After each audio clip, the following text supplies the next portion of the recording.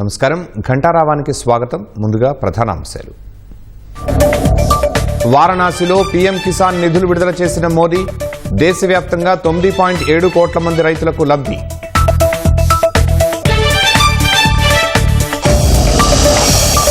ప్రకాశం జిల్లా తూర్పు వీరాయపాలెంలో సీఎం చంద్రబాబు పర్యటన. కాసేపట్లో అన్నదాత సుఖీభవ పథకం ప్రారంభం.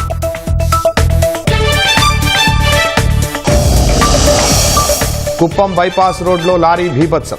యువకుడు దుర్మరణం, మరొకరికి తీవ్ర గాయాలు.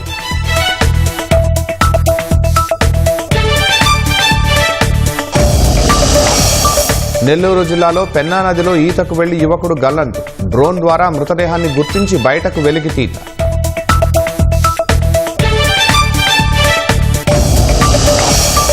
బీజేపీ నూతన జాతీయ అధ్యక్షుడి ఎంపిక మరింత ఆలస్యం. ఉపరాష్ట్రపతి ఎన్నిక తరువాతే ఉండవచ్చని సమాచారం.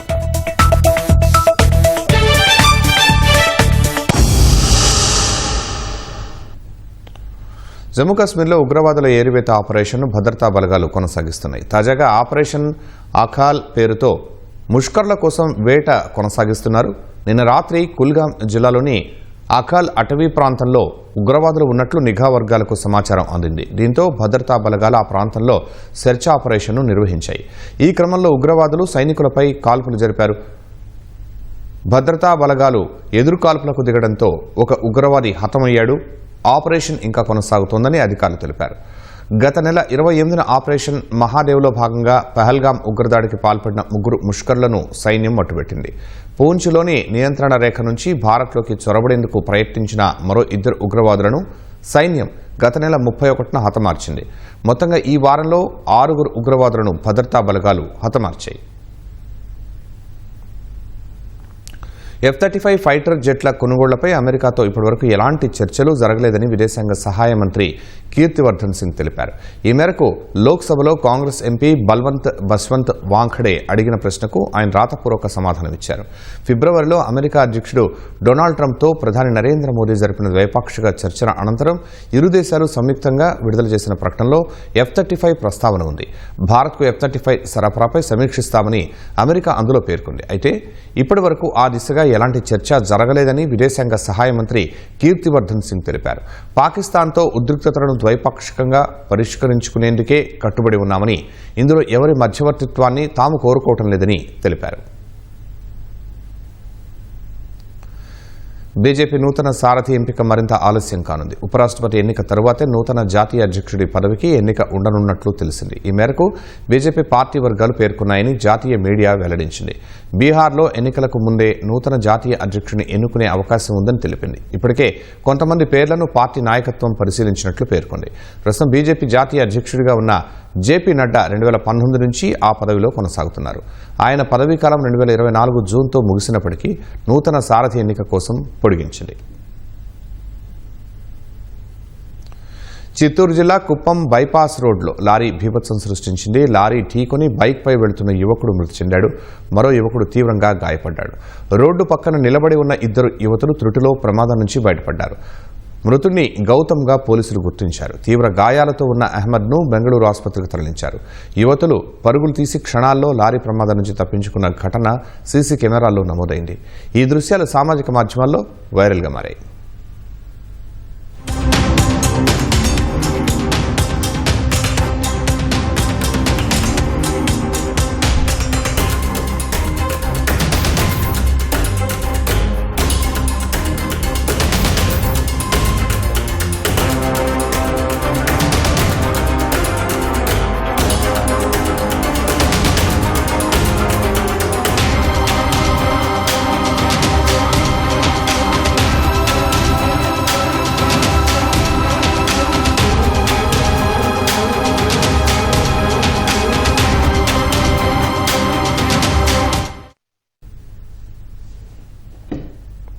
పార్వతీపురం మన్యం జిల్లా కురుపాం మండలంలో గజరాజుల సంచారంతో ప్రజలు భయాందోళనకు గురవుతున్నారు. పెళ్లివలస, బల్లుకోట, మంత్రజోల గిరిజన గ్రామాల పరిసర ప్రాంతాల్లోని జీడి, మామిడి, అరటి తోటల్లో ఏనుగులు గుంపు సంచరిస్తూ ఉండడంతో రైతులు అధికారులకు సమాచారం అందించారు. అడవి కొండ మార్గంలో వెళ్లే గిరిజన రైతులు, వాహనదారులు అప్రమత్తంగా ఉండాలని అధికారులు హెచ్చరించారు. మరోవైపు గజరాజుల గుంపు పంటను రహదారి పక్కనే ఉన్న దుకాణాలను ధ్వంసం చేయడంతో గిరిజనులు లబోదిబమంటున్నారు. ఏనుగుల గుంపును జనావాసాలకు దూరంగా తరలించి నష్టపోయిన రైతులకు పరిహారం చెల్లించాలని గిరిజన సంఘం నాయకులు కోరుతున్నారు. రాత్రి మూడు ఆ టైంకి ఏనుగులు వచ్చి పొలంలో ఉన్న పాకలన్నీ ధ్వంసం చేసి లోపల ఉన్న ధాన్యం మూటలన్నీ తినేసి పరికరాలన్నీ బయట విసిరేసి వెళ్ళిపోయండి. దీన్ని ప్రభుత్వం స్పందించి మమ్మల్ని ఆదుకోవాలని కోరుచున్నాం. దొంగలంటే మాసిన గడ్డం, ముతక చొక్క, జేబులో బీడి, మెడకు రుమాలు ఇలా ఉంటారని అందరూ ఊహించుకుంటూ ఉంటారు. ఇవాళ రేపు అలా అనుకుంటే నిండా మునిగినట్టే. దొంగలు దొరల్లా తిరుగుతూ ఉంటారు. దర్జాగా కార్లలో వచ్చి కొల్లగొడుతూ ఉంటారు. అనంతపురం జిల్లా చిలమత్తూరు మండలం కొడికొండ చెక్పోస్టు వద్ద ఇలాంటి దొంగ సీసీ కెమెరాకు చిక్కాడు. దర్జాగా కారులో వచ్చాడు. ఓ దుకాణం వద్ద ఆపాడు. అటు ఇటు దొంగ చూపులు చూశాడు. కారులో నుంచి ఒక ఇనుప రాడ్ తీసి దుకాణం షట్టర్ను తొలగించాడు. ఇలా కొడికొండ చెక్పోస్టు వద్ద 2 దుకాణాల్లో చోరీ జరిగింది. ఒక దుకాణంలో ₹1,00,000 చోరీ గురవగా ఇంకో దుకాణంలో సిగరెట్లు, వాటర్ బాటిళ్లు మాయమయ్యాయి.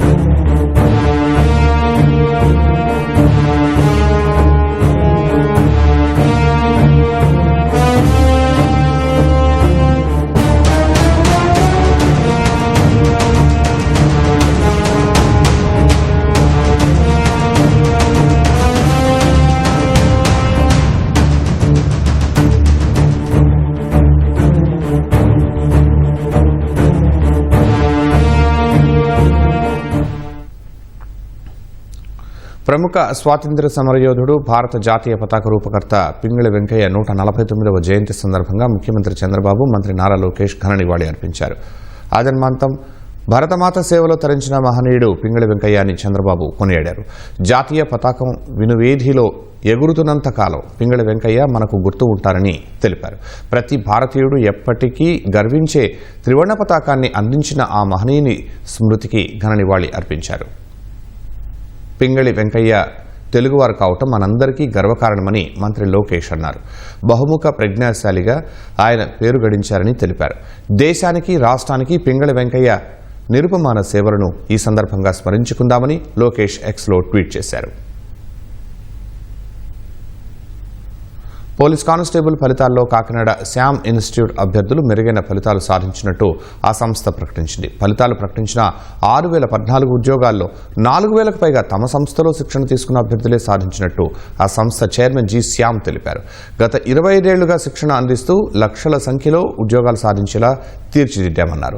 ఉత్తమ ఫలితాలు సాధించిన కానిస్టేబుల్ అభ్యర్థులు హర్షం వ్యక్తం చేశారు. ఈ 6,014 పోస్టుల్లో శ్యామ్ ఇన్స్టిట్యూట్కు మొత్తం టోటల్గా 4,500 పోస్టులు అనేవి సాధించడం జరిగింది. సుమారుగా 67% ఉద్యోగాలు అనేవి సాధించామని చెప్పడానికి చాలా సంతోషిస్తున్నాం. మేము స్టేట్ ఫస్ట్ ర్యాంకు అంటే 200కి 168 మార్కులతో జి నానాజీ అంటే ఈయన స్టేట్ ఫస్ట్ ర్యాంక్ సాధించడం జరిగింది. ఉమెన్ కేటగిరీలో 159 మార్కులకు G Ramya Madhuri state first rank సాధించడం జరిగింది. ఎం అచ్యుతరావు 144.5 మార్కులతో ఏపీఎస్పీ క్యాడర్లో స్టేట్ ఫస్ట్ ర్యాంక్ సాధించాడు. అతను కూడా శ్యామ్ ఇన్స్టిట్యూట్కి చెందిన వ్యక్తిని మీకు తెలియజేసుకుంటున్నాను. మాది విశాఖపట్నం జిల్లా అచ్యుతాపురం మండలం దొప్పెర్ల గ్రామం. ఆర్థికంగా దిగువ మధ్య తరగతి కుటుంబం. మా అమ్మ నాన్న చదువుకోలేదు, కానీ నన్ను ఎంతో కష్టపడి చదివించారు.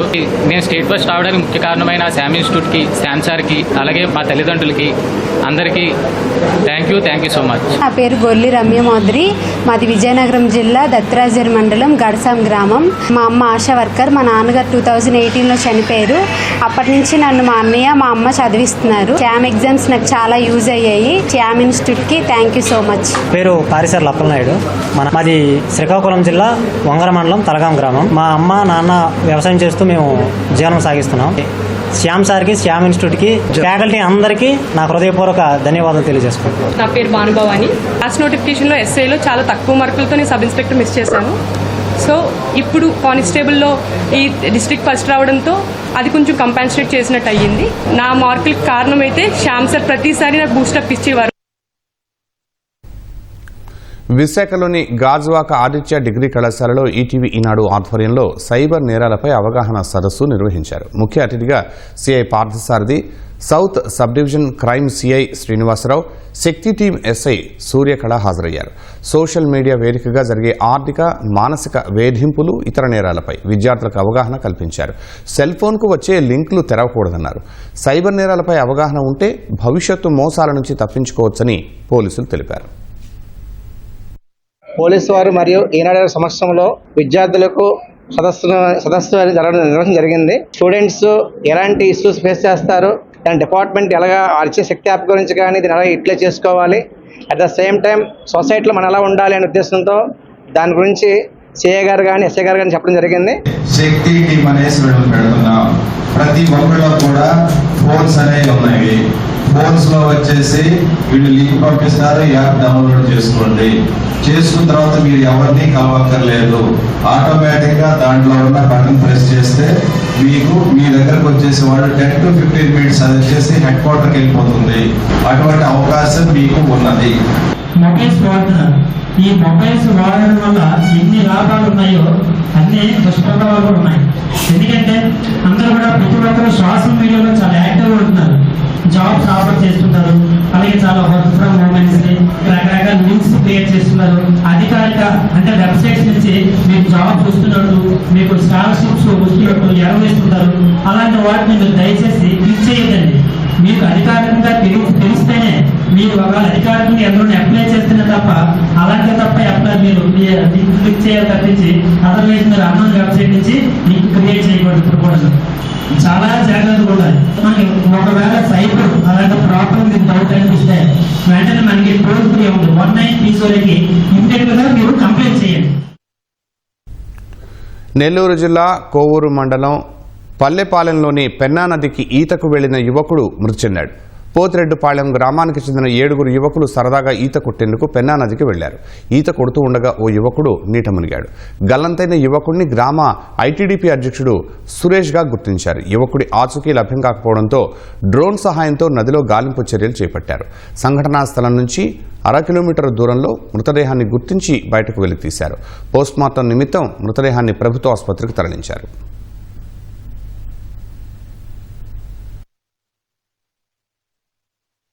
వారణాసిలో పీఎం కిసాన్ సమ్మాన్ నిధులను ప్రధాని మోదీ విడుదల చేశారు. 20వ విడత కింద 20,000 కోట్లను విడుదల చేశారు. ఈ పథకం కింద 9.7 కోట్ల మంది రైతులకు లబ్ధి చేకూరనుంది. వారణాసిలో పలు అభివృద్ధి పనులకు శంకుస్థాపనలు, ప్రారంభోత్సవాలు చేశారు.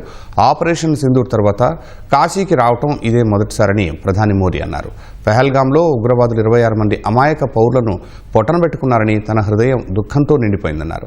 మహాదేవ్ ఆశీర్వాదంతో ప్రతీకారం తీర్చుకున్నామన్న మోదీ ఆపరేషన్ సింధూర్ విజయం మహాదేవ్ పాదాలకు అంకితం చేస్తున్నట్లు ప్రకటించారు.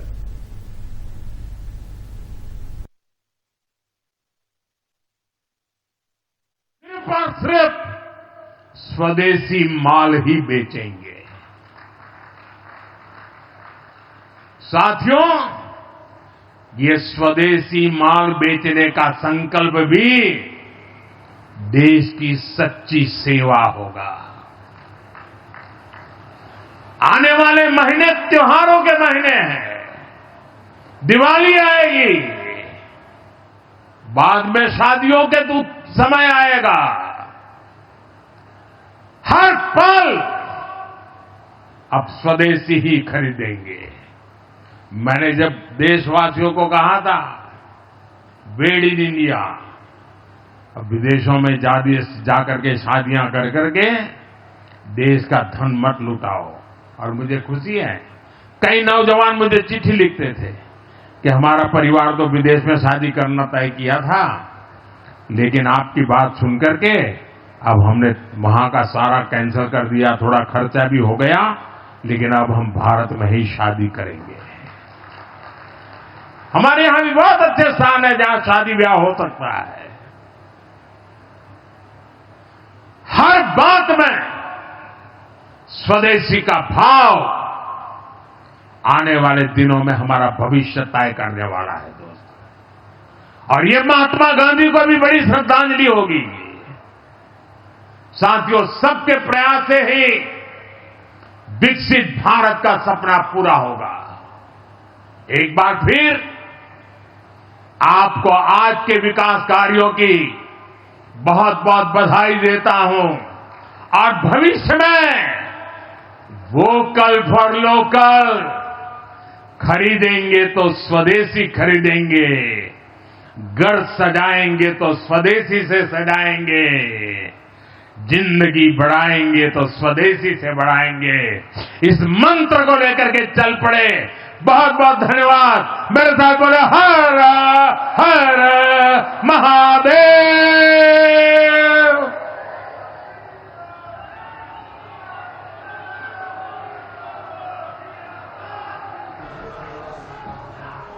ప్రకాశం జిల్లా తూర్పు వీరాయపాలెంలో సీఎం చంద్రబాబు పర్యటిస్తున్నారు. కాసేపట్లో అన్నదాత సుఖీభవ నిధులు విడుదల చేయనున్నారు.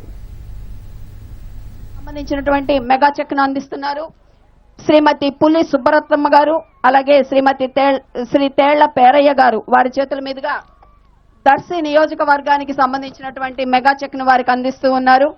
29,06,55,000 రూపాయల చెక్ ను అందిస్తున్నారు. దర్శి నియోజకవర్గం నుంచి 42,871 రైతు కుటుంబాల వారికి ఈ లబ్ధి చేకూరుతుంది. దయచేసి అందరూ కూడా కోఆపరేట్ చేయవలసిందిగా మనవి చేస్తున్నాం.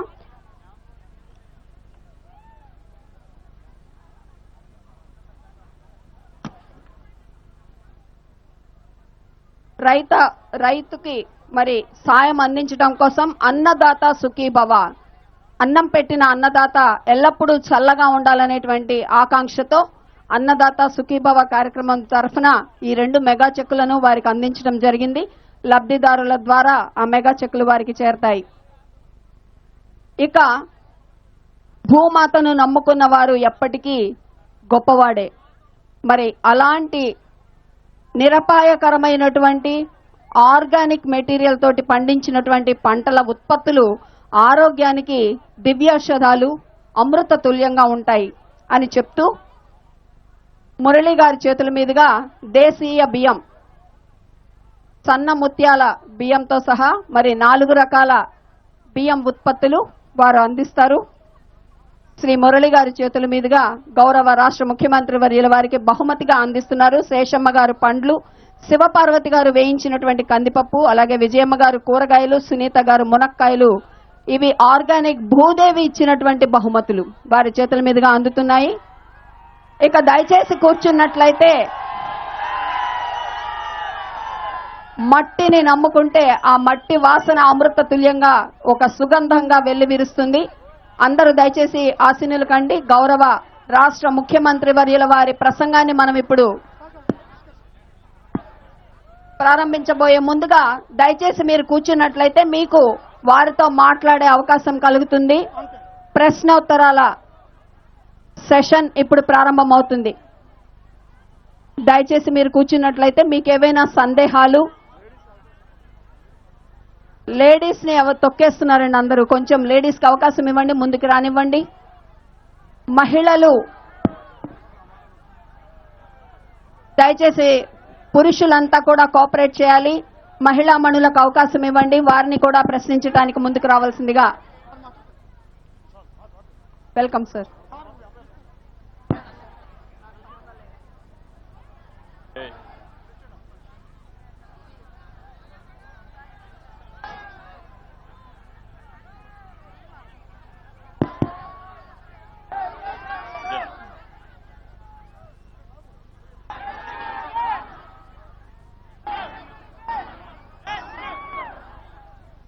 నమస్తే సార్.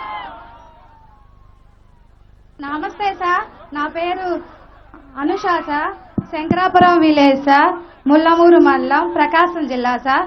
నేను నా సొంత గ్రామంలో ప్రకృతి వ్యవసాయంలో పండిస్తూ వ్యవసాయం చేసుకుంటూ సొంత పనులు పిల్లలను చూసుకుంటూ చాలా కష్టపడుతున్నాను సార్. కానీ మీరు తీసుకొచ్చిన పద్ధతులు తల్లికి వందనం, దీపం పథకాల ద్వారా నాకు చాలా ధైర్యం వచ్చింది సార్. మళ్ళీ ఇప్పుడు అన్నదాత సుఖీ భవ నాకు చాలా భద్రత కల్పించింది సార్. నాకు చాలా ధైర్యంగా ఉంది సార్. ధన్యవాదాలు సార్ మనస్ఫూర్తిగా. నాకున్న సొంత గ్రామంలో 3 ఎకరాల బొప్పాయి వేసి పండిస్తున్నాను సార్. నాతో పాటు 100 మందిని ప్రకృతి వ్యవసాయంలో తీసుకొస్తున్నాను సార్. కందిలో విత్తన శుద్ధి చేయిస్తున్నాను సార్, అంతర పంటలు వేస్తున్నాను సార్, ఏ గ్రేడు ఏటీఎం కూడా చేయిస్తున్నాను సార్. ప్రతి మండే స్టాల్ పెడుతున్నాను సార్ ముల్లమూరులో. ప్రకృతి వ్యవసాయం బాగా చేస్తున్నాం సార్. మీరు ఏ మీటింగ్కి వెళ్ళినా మా ప్రకృతి వ్యవసాయం గురించి బాగా చదువుతున్నారు సార్. మీరు ఇంకా బాగా చెప్పాలి, మమ్మల్ని బాగా ఇంకా ముందుకు తీసుకెళ్లాలని కోరుచున్నాను సార్. అన్నదాత సుఖీభావ పడాలంటే ప్రకృతి వ్యవసాయం చేయాలి, ఒక అరెకరమైనా పడాలి అని మీరు కోరండి సార్. మేము ఇంకా ముందుకు వెళ్తాం సార్. చాలా సంతోషంగా ఉంది సార్. ఓకే, ఇప్పుడు ఏమేమి ఈ ప్రభుత్వం వచ్చిన తర్వాత సూపర్ 6 లో కానీ ప్రభుత్వం ఇచ్చినటువంటి సంక్షేమ కార్యక్రమాలు ఏమేమి ఇచ్చారమ్మా చెప్పగలుగుతావా? గ్యాస్ సిలిండర్లు ఇచ్చారు సార్ 2. ఒకటి తల్లికి వందనం ఇచ్చారు సార్. 2. ఎంతమంది పిల్లలమ్మా నీకు? 2 అమ్మాయిలు సార్. ఏం చదువుతారమ్మా? పెద్ద అమ్మాయి ఇంటర్ సార్. ఇంటర్. ఇంకొక అమ్మాయి? చిన్న అమ్మాయి ఏమో 8th క్లాస్ సార్. ఇద్దరికి వస్తా ఉందా? ఇద్దరికి వస్తుంది సార్. అంటే 30,000 వస్తా ఉంది. అవును సార్. ఓకే, చాలా హ్యాపీగా కాదమ్మా. ఇంకేమేమి వస్తున్నాయి? తల్లికి వందనం వచ్చింది, పింఛను వస్తుంది సార్. మా మామయ్య గారికి నెలకి 4,000 పింఛన్ ఇస్తున్నారు సార్. మీ మామయ్య గారు 4,000 పింఛన్ ఇస్తున్నారు. అవును సార్. Okay, very good. తర్వాత సుఖీభావ ఈ రోజు వచ్చింది సార్. ఇది ఎంత వస్తుంది అనుకుంటున్నావు? 7,000 వస్తుంది సార్. 7,000 ఈ రోజు 3 సార్లు వస్తుంది సంవత్సరంలో. అవును సార్. 2 కలిపి రాష్ట్ర ప్రభుత్వం ఇస్తుంది సార్. అన్నదాత సుఖీభావ కింద 14,000, కేంద్రం ఇచ్చే 6,000. ఆగస్టు 15 వస్తుంది సార్. ఎంత మొత్తం ఎంతమ్మా? మొత్తం 20,000 సార్. 20,000 అన్నదాత సుఖీభావలో పిఎం కిసాన్ లో వస్తుంది. అవును సార్. ఆగస్టు 15న మళ్ళీ మీ అందరికి ఫ్రీ బస్. ఎక్కడికి కావాలంటే అక్కడ ఆడవాళ్ళందరూ ఫ్రీగా తిరగచ్చు. ఫ్రీ బస్ సౌకర్యం, స్త్రీ శక్తి. చాలా హ్యాపీ సార్. అదే మాదిరిగా ఇప్పుడు మీకందరికి కూడా అమ్మా బియ్యం కూడా ఇస్తున్నారు కదా, రేషన్ బియ్యం ఇస్తున్నారు కదా. ఇస్తున్నారు సార్. ఇంటి దగ్గరనే ఇస్తాం. కొంతమందికి ముసలి వాళ్ళు ఉన్నా, వికలాంగులున్నా ఇంటి దగ్గరనే ఇస్తున్నాం కదా. అవును సార్. పింఛన్ ఇంటి దగ్గరనే ఇస్తున్నాం కదా. ఇస్తున్నారు సార్. 1వ తేదీ ముందే ఇస్తున్నారు సార్. ఒక్కోసారి హాలిడే ఉంటే ఒకటేసారి ముందు ఇస్తాం, లేకపోతే మొదలు తారీఖున ఇస్తున్నారు సార్. పేదల సేవలో తప్పకుండా మీ దగ్గరికి అందరూ వస్తారు. వస్తున్నారా? వస్తున్నారు. ఇంతమంది ఎప్పుడన్నా వచ్చారే మరిగా? రాలేదు సార్. ఇంత ఎండలో కూర్చొని ఎప్పుడన్నా రైతుల కోసం ఆలోచించారా? ఆలోచించలేదు సార్. అది డిఫరెన్స్ ఈ ప్రభుత్వానికి, గడిచిన ప్రభుత్వానికి. చాలా హ్యాపీ సార్. కాబట్టి మీలో మార్పు రావాలి, మీలో కూడా ఆలోచించాలి. ఏ ప్రభుత్వం మీకోసం పనిచేస్తుంది, ఏ ప్రభుత్వం వాళ్ళ కోసం పనిచేసుకున్నారో ఒకసారి ఆలోచిస్తే మీ అందరికి స్పష్టత వస్తుంది. ఆ అమ్మాయి చెప్పింది నిజమనుకుంటే గట్టిగా చప్పట్లు కూడా చెప్పండి వాస్తవం అని. ఇక్కడ ఉండే ప్రతి ఒక్కరికి కూడా మీకు కూడా వస్తున్నాయి కదా, ఇవన్నీ వస్తున్నాయని చేలు పైకెత్తండి. ఇది మంచి ప్రభుత్వం అవునా కాదా? అవును, గట్టిగా చప్పట్లు కూడా చెప్పండి వాస్తవం అని. ఇక్కడ ఉండే ప్రతి ఒక్కరికి కూడా మీకు కూడా వస్తున్నాయి కదా, ఇవన్నీ వస్తున్నాయని చేలు పైకెత్తండి. ఇది మంచి ప్రభుత్వం అవునా కాదా? అవునంటే గట్టిగా చప్పట్లు కూడా చెప్పండి అవును అని. ఇవన్నీ శాశ్వతంగా మీకు రావాలన్నా అవసరం లేదా? రావాలంటే ఏం చేయాలి? మళ్లీ మళ్లీ ఎన్డీఏనే గెలవాలి, తెలుగుదేశం పార్టీ ఉండాలి, అవునా కాదా? మళ్ళా అప్పుడప్పుడు మరిచిపోతా ఉంటారు మీరు. మరిచిపోయినప్పుడు మళ్ళీ అఘాతంలోకి వెళ్ళిపోతా ఉంటాం. Okay, very good.